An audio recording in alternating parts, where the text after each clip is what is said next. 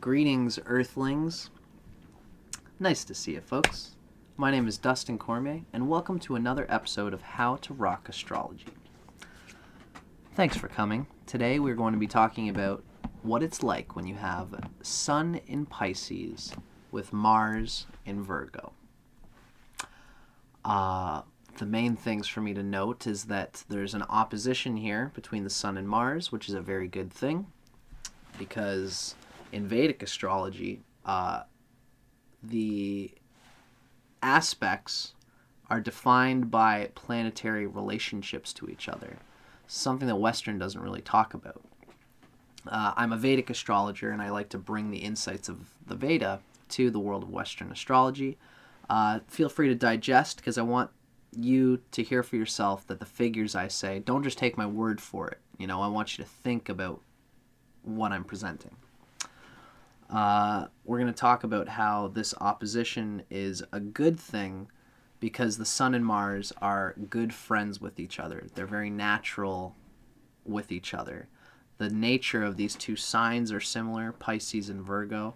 This makes for an endearing, delightfully sensual, sentimental, some quasi-mystical personality, where the Mars in Virgo, being very good at mental deliberation, at figuring out ways of expressing on Earth, through physical experiences, grounding what is essentially the Sun's desire for deep, meaningful, sentimental, soul fusion experiences with the lover. Before we get into all that fun stuff, let me just show you this. If you want to learn more about me, wow, that's me, all right. Visit dustincormier.net. Can you guys see where I'm at here? Yeah. Where you can read about my new psychedelic erotic poetry book, Slips is Eclipse. And this is a picture of the main figures in my chart, just so you can get a sense of, the person who's given you this information. Blah, yeah. So, welcome, ladies and gentlemen. We're going to hear a little bit about my own rendition of this sign combination, and then we're going to read from Erotic Astrology by Phyllis Vega about the bedroom nature of these two signs coming together with Sun and Mars. So,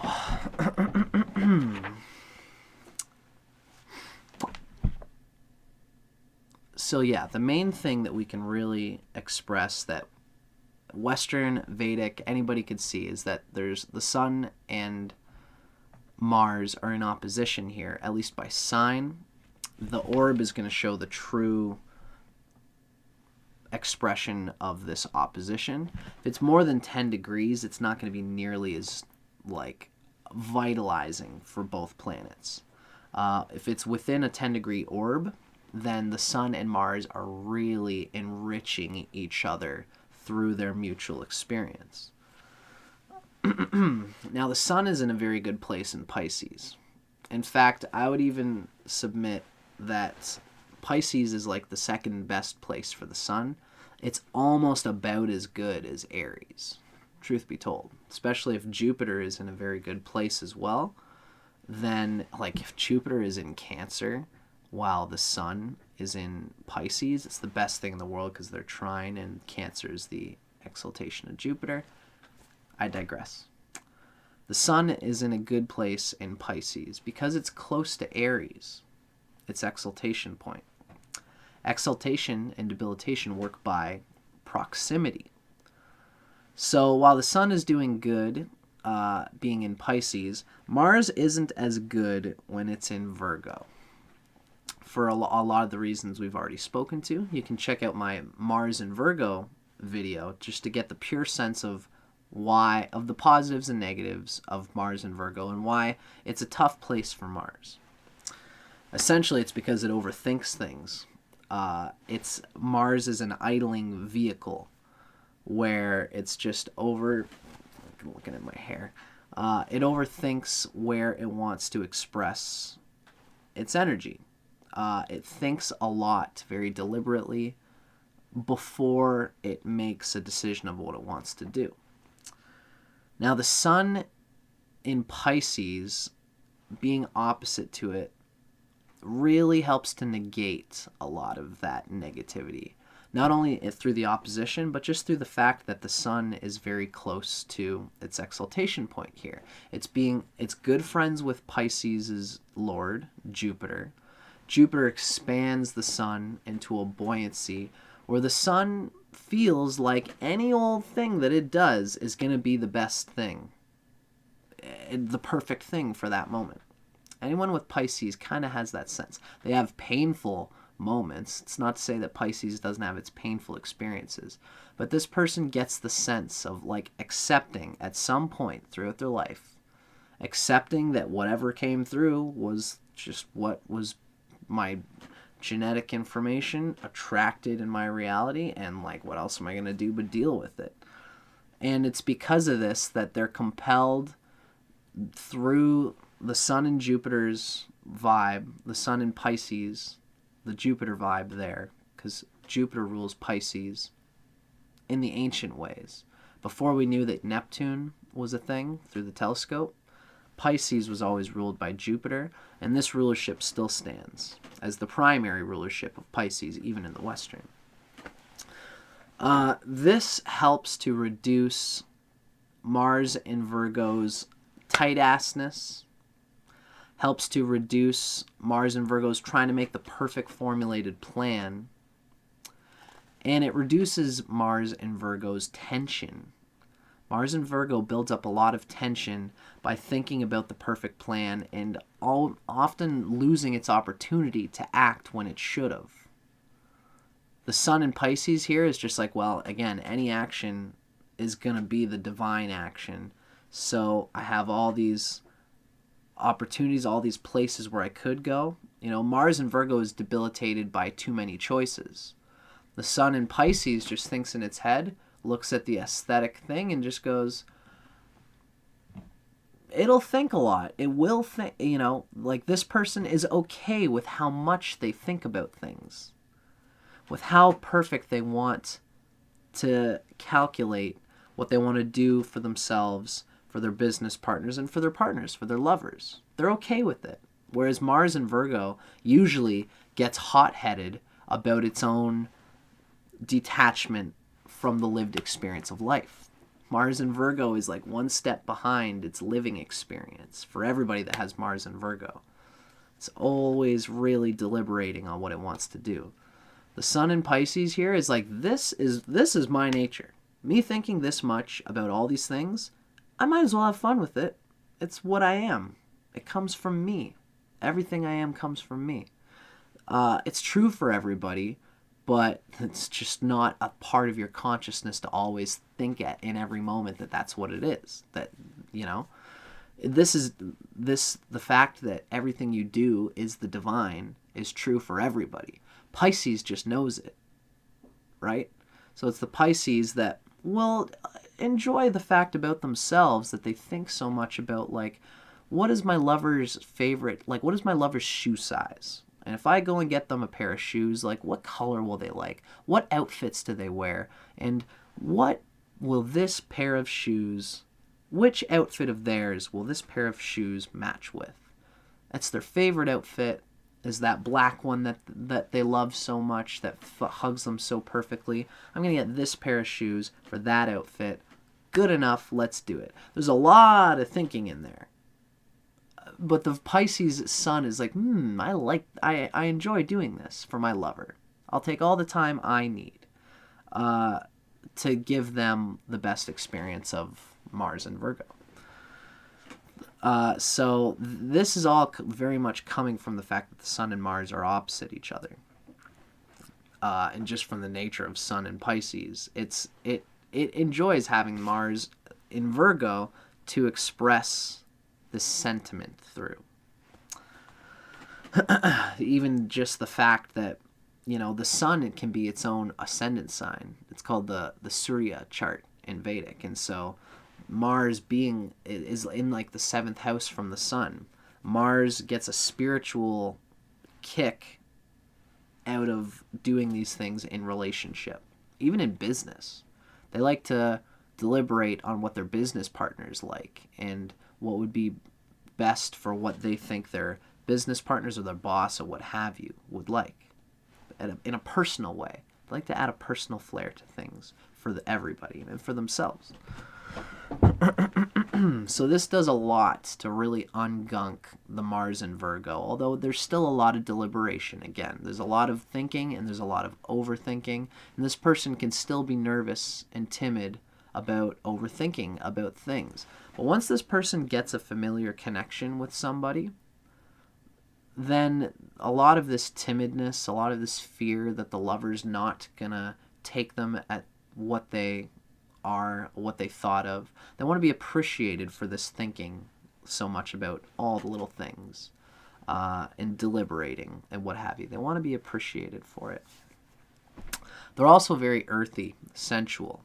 There's a lot of mystical feelings of like every touch from the partner is the touch of spirit and the touch of the divine, and the physical is the ground of the divine, and it's not separate. And so this can be a very sensual person who just gets juicy about like any lovemaking that they do. Really any task, any little menial task that they do, they're going to probably enjoy doing it. Although again, when you listen to our Mars and Virgo video, it's still Mars isn't the best in Virgo because it's close to debilitation and it's in the sign of Mercury, which is not the best place for Mars. The sun in Pisces, the sun always leans on Mars to do what the sun wants for the sun's self. Mars in Virgo, in the way that it detaches from experience, it loses its capacity to rein in and think about what would be best for its own constant nature. It's not always that reliable. But this combination takes away a lot of that.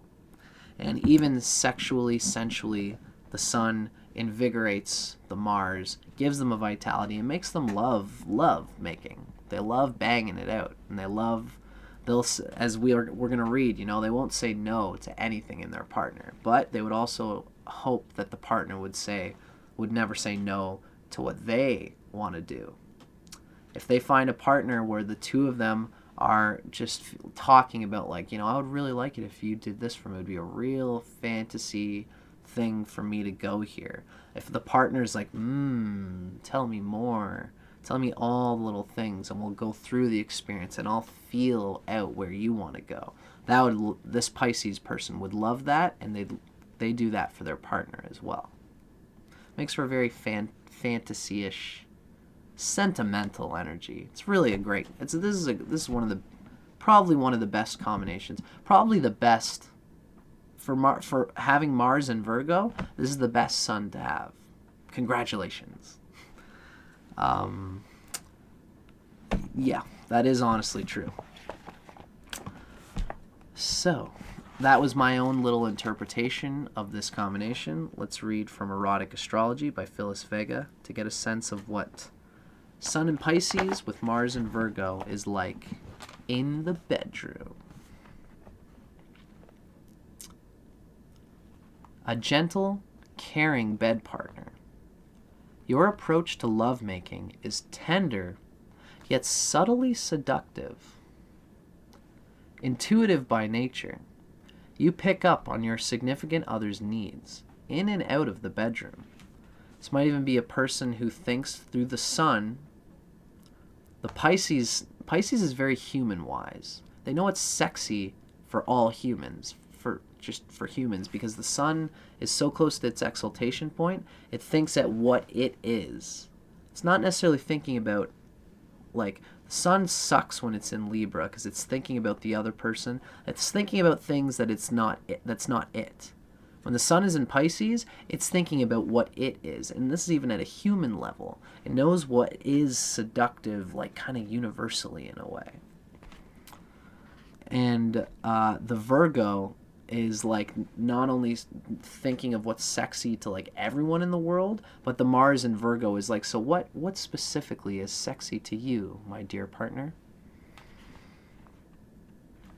Making your lover feel cherished and appreciated is your special talent, And while you'd never say so, you expect the same kind of consideration in return. You're hoping that the other person also considers what you enjoy and what you like. You regard physical love as an expression of deeper feelings, a mingling of body, mind, and soul. You're turned on by the romance of poetry and music, and by dreamy moments of intimacy with your beloved. You can see it's a very cute energy. Even the Mars and Virgo purity, Mars and Virgo tends to have like a fascination with purity, with its expressing itself through dainty, cutesy sort of like ways. This is like further brought through this Pisces. The Pisces fascination with like almost that same kind of purity, but it's the proper place of this purity.